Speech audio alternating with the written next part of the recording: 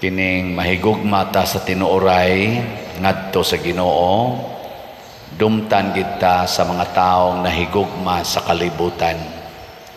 Mao na si Santa Cecilia sa iyang paghigugma sa Ginoo, iyang gihalad ang iyang kaugalingon isip birhen, o sa iyang pagtuma niini dunay mga naglagot niya tungod kay di man siya mo sugot sa ilang ihangyo kaniya nga mao ang mga butang sa kalibutan. O nang gipatay nila siya. Apan malipayon siyang nagpakamatay tungod kay iya manggi higugma ang mga pulong sa Ginoo. Mausad si Jesus diri sa atong ebanghelyo, nahigugma siya sa pulong sa Ginoo nga nag-ingon, ang akong balay pasabot ang templo, himuon gyung balay alampuanan, dili balay sa mga taong nahigugma sa kwarta nga iya paganing gitawag og mga tulisan. Og kining maong gugma nato sa Ginoo mga igsuon, ang bugti niini mao ang iyang gisaad. Ug unsa may saad sa Ginoo nga kitang magtuman sa iyang sugo adto gyud tas langit. Nya mao nay pinaka nindot nga tagamtamon og kanang pangandoyon ba. Kaya kita gud usahay magsige ra tag pangandoy aning saad sa kalibutan. Unsa may saad sa kalibutan, basta mubuhat lang ta, makakwarta lang ta, malipay gyud ta. Mao ginay main nga saad sa kalibutan nga pangwarta gyud aron malipay ka. Pero sa Ginoo, sunda ang akong pulong kay tamis kay ni. Pero usahay lagi ang pulong sa Ginoo matud pa sa unang pagbasa, tamis ra sa atong bakba, pero inigabot na sa atong dinistiyan, pasabot sa aksyon na ba, kanang aksyon, itawag og gut level. Pagbuhat na natos pulong sa Ginoo, lisod-lisod na diay, pait na diay, gilingay mong tupad, yung na tamisan ra ka sa pulong sa Ginoo, na tamis ra. Mingon sa nang uban, lisod kaayo buhaton. Lisod man, pero dunay saad. Ang saad nga inigabot na nato dito sa langit, ang tanang kasakit mawagtang. Matud pa ni San Pablo, ang kasakit nining kinabuhia gamay ra kun itandi sa kabulahanan nga nagpaabot nato dito sa langit. Mao bitaw kini karong kasakit sa kalibutan, kining atong mga kagubot, gubat, mga kalamidad, bunga gid ni sa atong pagsupak-supak sa pulong sa Ginoo. Nya kada natutuman sa pulong sa Ginoo, muso dayon ang kalipay.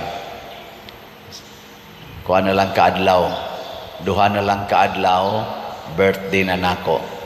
Sa inyong tanaw, nalipay ko o wa pa man mahurot o kahalin ang slot, so di pa kay kulipay. Pero dili biya na mo'y basihanan ka ng slot kay nanam sa gitay halin, wa pa lang kuroy update.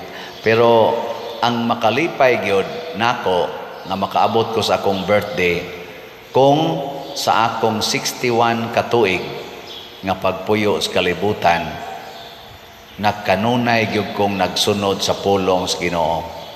Despite may gitawag natog mga kahuyangan, mga shortcomings, mura ba og bata nga ambisyoso kaing mudagan, nya sige lag kadagma.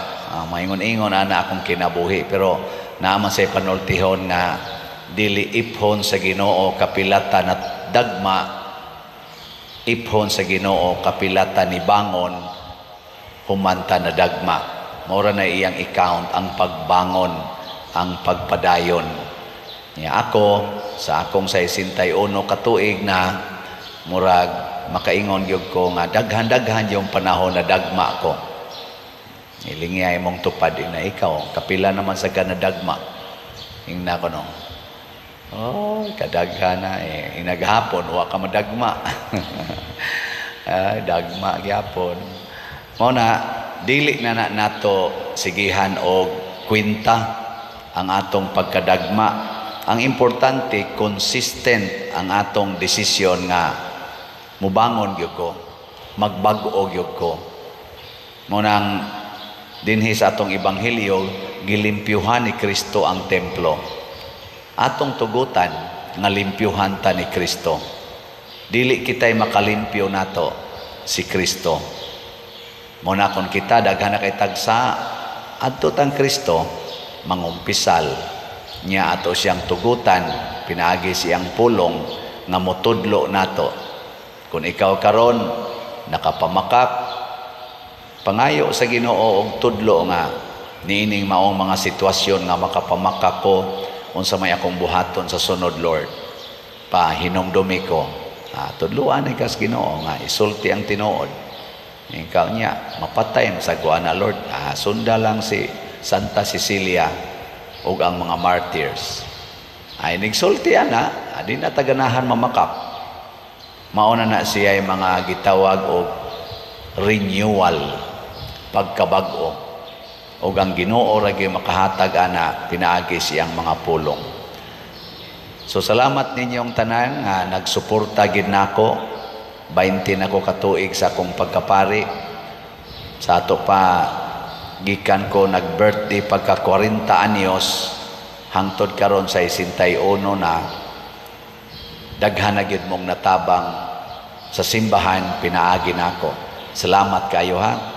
Nya padayon mog tabang aning duha ka adlaw palit gyapon mog slot aron matiwas kinig kahalin ang atong sitio kaning atong itukod og mga balay. Mao gini ang akong dako kayong pangandoy nga makatigom kita tag 100 pesos raman gini ato ning itabang sa mga nag-ilaid sa kalisod. Nya ang ato sang SBF dag murag nahuman-human naman gining atong kumbinto, ang ato na lang bayronon sa ato mga contractors. Daghan-daghan pa ning atong palitonon, pero sige lang, tag 500 pesos rani. Padayon lang kita. Naagyoy nindot nga mahitabo, alang kaninyo, alang kanato, nga nagsigig suporta sa simbahan, pinaagi aning pagpamalit og slots. Bitanang ako karon birthday nako, wa jud ko'y hikay kay di man makalipay ning hikay, makadugang raman sa sugar, makadugang sa kolesterol. Ang makalipay gyud ang pag suporta sa mga taong gustos Ginoo nga atong atimanon. Og karon sa akong birthday akong iatiman para sa mga pamilya nga nagpuyo og mga balay nga portigyong lisura, gubaon kayo. So inatonta inyo sa kong tabangan ani. Nya tamis ang Ginoo ang iyang pulong. Nya kun mutabang na ta sa uban bisag medyo magkalisod ta, musamot gyud katamis ug kamalipayon ang atong kinabuhi.